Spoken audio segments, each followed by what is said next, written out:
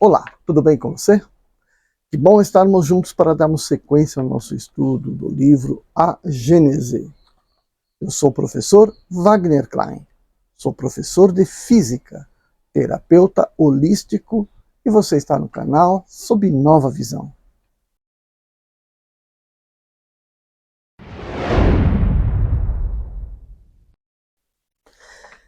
Hoje nós vamos para o item Revelações Periódicas, ainda no capítulo 9. Parágrafo 6. Além do seu movimento anual ao redor do Sol, que produz as estações, o seu movimento de rotação sobre si mesma em 24 horas, que produz o dia e a noite, a Terra tem um terceiro movimento que se cumpre em 25 mil anos, mais ou menos. E produz um fenômeno designado em astronomia sob o nome de precessão dos equinócios. Esse movimento, que seria impossível explicar em algumas palavras, sem figuras e sem demonstração geométrica, consiste numa espécie de balanceamento circular que se compara ao de um peão harmonizante, em consequência do qual o eixo da Terra, mudando de inclinação, descreve um duplo cone cujo cimo está no centro da Terra, e as bases abraçam a superfície circunscrita pelos círculos polares, quer dizer, uma amplitude de 23 graus e meio de raio. Parágrafo 7. O equinócio é um instante em que o Sol, passando de um hemisfério ao outro, encontra-se perpendicularmente sobre o Equador, o que ocorre 2 vezes por ano, em torno do dia 24 de março, quando o Sol retorna ao hemisfério boreal, e em torno de 22 de setembro, quando retorna ao hemisfério austral. Mas, em consequência da mudança gradual da obliquidade do eixo, o que ocasiona a mudança da obliquidade do Equador sobre a eclíptica, o instante no equinócio se acha cada ano avançado em alguns minutos. Esse avanço é chamado de precessão dos equinócios. Bom, esses alguns minutos, com o tempo, fazem horas, dias, meses, anos. Isso resulta que o equinócio da primavera, que chega agora em março, chegará num tempo dado em fevereiro, depois em janeiro, depois em dezembro, e então no mês de dezembro terá a temperatura do mês de março, e março a de junho, e assim por diante, até que, retornando ao mês de março, as coisas reencontram no estado atual, o que ocorrerá 25.868 anos, para recomeçar a mesma revolução indefinidamente. Parágrafo 8.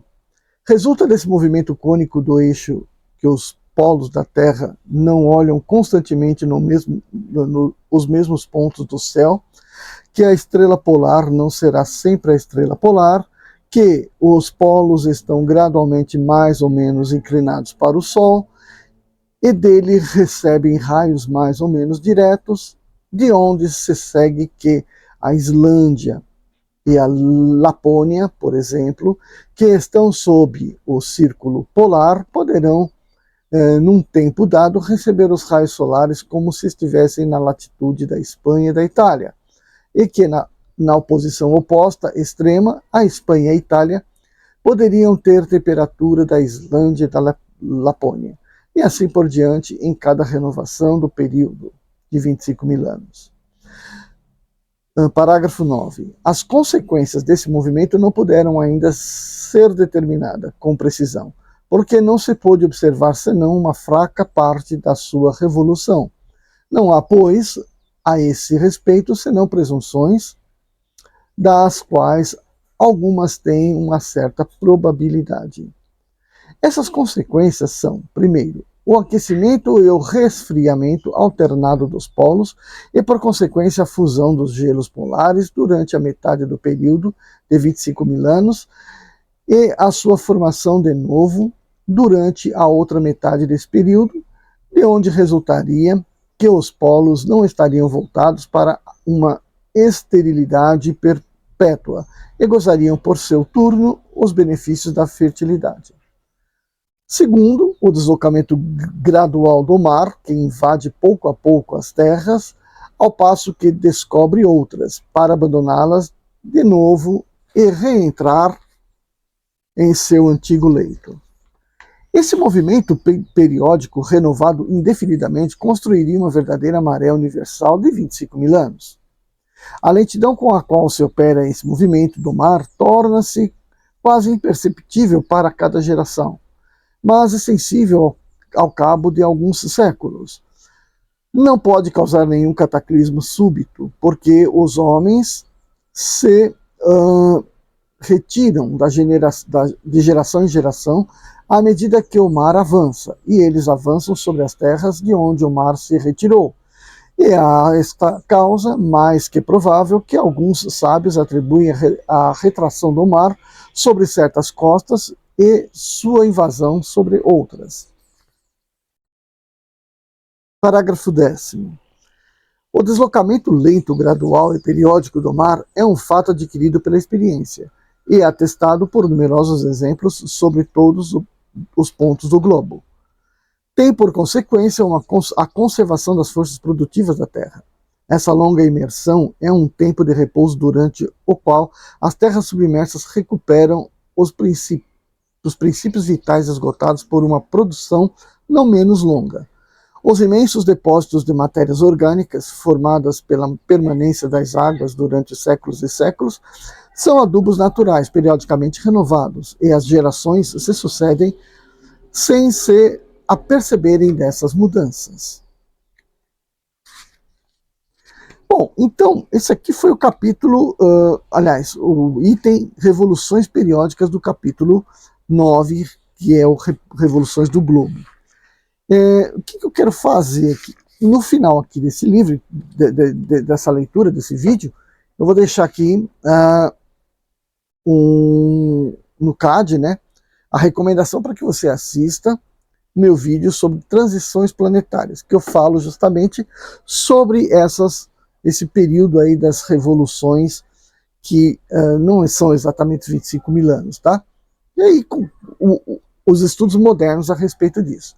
Ainda assim, eu vou preparar, então não vai ser para esse, não vai ter nada aqui no CAD a esse respeito, mas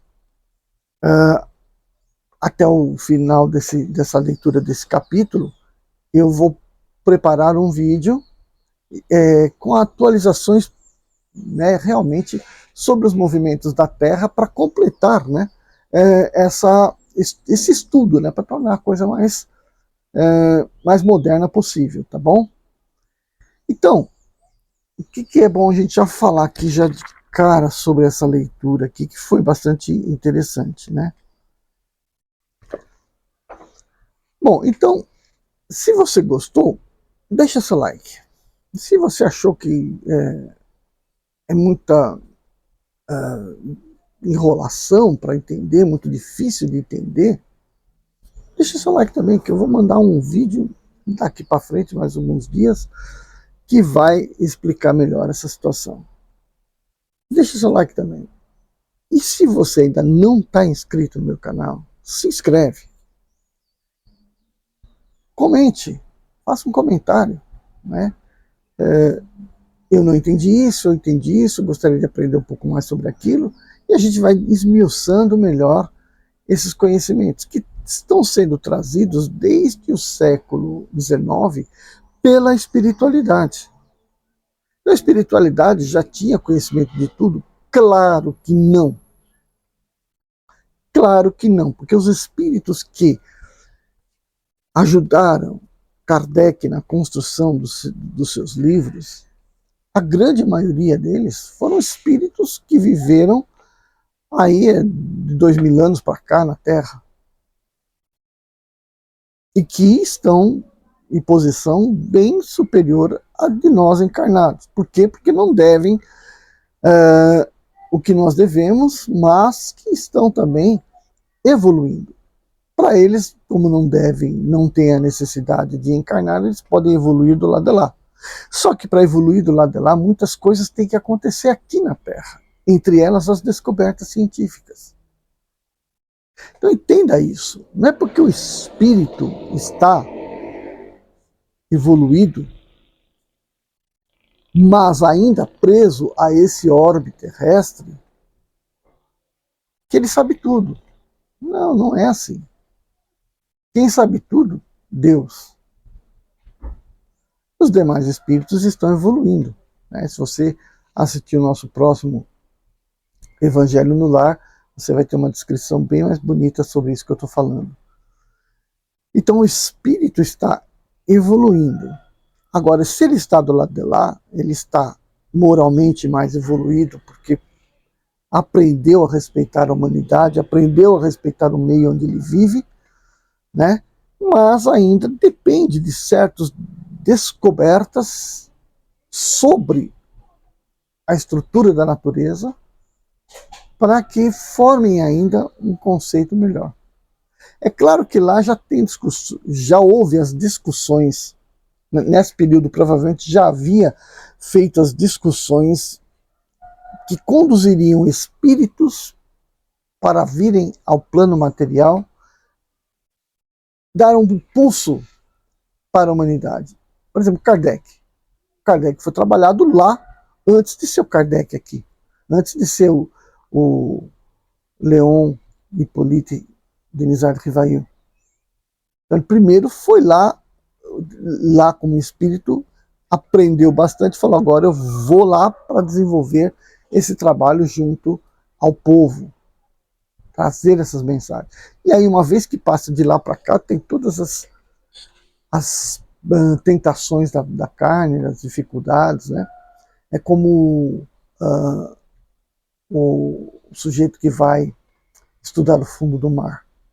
Se ele vai adentrar no fundo do mar, ele tem que estar com uma aparelhagem que o limita numa certos movimentos, mas ele tem que ter aquilo, porque senão ele vai morrer lá dentro. Ou o cara que vai para a Lua. Ele vai com essa camisa polo lá para a Lua? Não vai, né? Não tem condição. Tem que ter o equipamento para poder andar na Lua.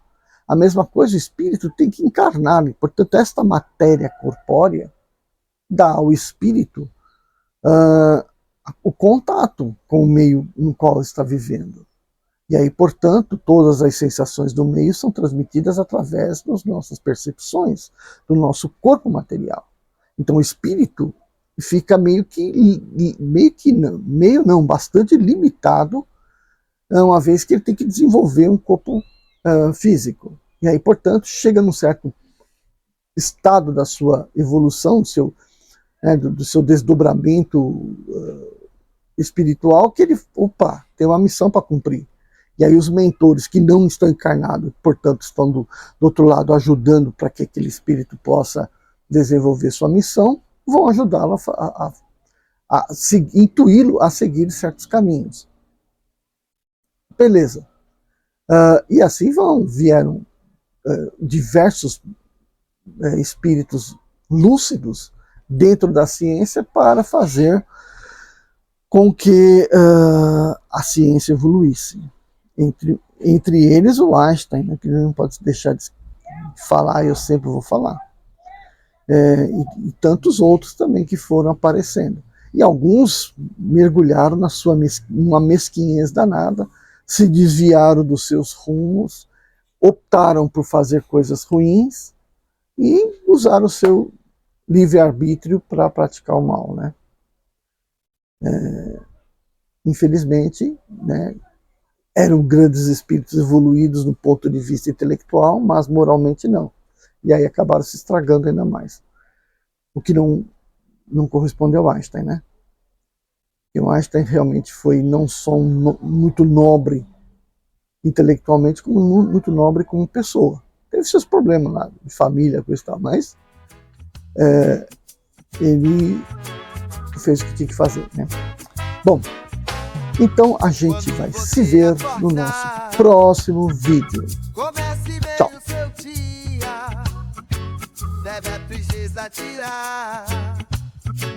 E por somente alegria, sei, oh, sei, oh.